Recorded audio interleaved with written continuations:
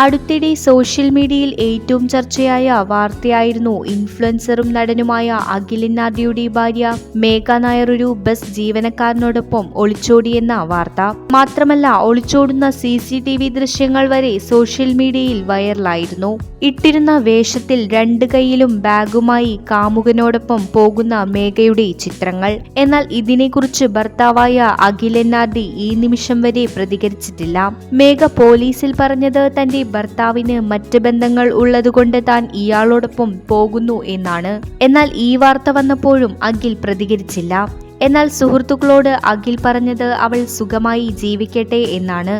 എന്നാൽ എല്ലാവരെയും അമ്പരിപ്പിക്കുന്ന മേഘയുടെ പുതിയ പോസ്റ്റാണ് ഇപ്പോൾ ചർച്ചയാവുന്നത്.